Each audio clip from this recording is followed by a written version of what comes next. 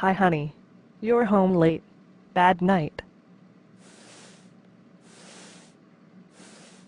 Yeah, I think I might be in trouble, but I'm not sure what to do. What happened?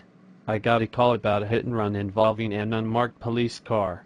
I stopped the car while backup was on the way, and it turns out it's one of our captains. He was clearly drunk out of his mind.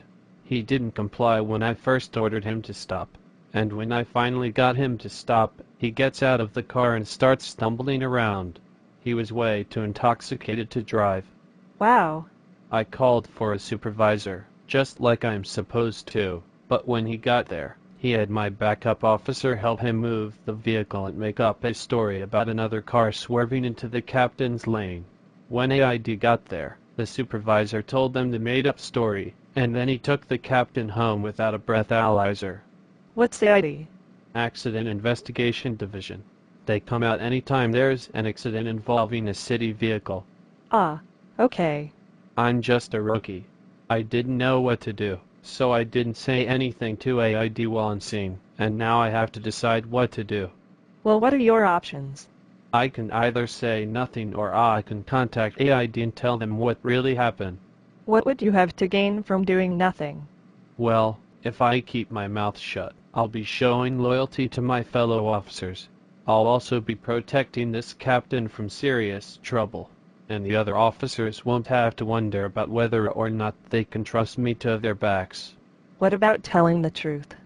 If I tell the truth, I'll be protecting citizens from a drunk driver. I mean, he could have killed someone. But going to AID would also mean stopping my supervisor from covering up bad behavior. If the people of Philly can't trust us to do the right thing, how can we get our jobs done? I would be sending a message that good cops don't stand for bad behavior, even among our own. Well, you have a duty to protect and serve, right? Right. I took an oath to serve and protect the people of Philly from danger. But I also have a duty to support my fellow cops. Trust is a huge thing. Without it, you might as well be out there on the streets alone. That's really tough, babe. It sounds like, no matter what you do, you have to let someone down. Yeah, but can I really say I'm honoring my duty to the community if I don't say anything? I'd be showing the owner of the car that got hit no respect or consideration. And that's not even thinking about how many other people my supervisor might do this to in the future. But what about you? Does doing one thing or the other mean you'll be using someone to get the result you want out of this whole situation? Well, I guess that doing nothing means using the victim of the hit and run to prove my loyalty to my supervisor. On the other hand, it's not going to take a seasoned accident investigator to see that this story doesn't add up.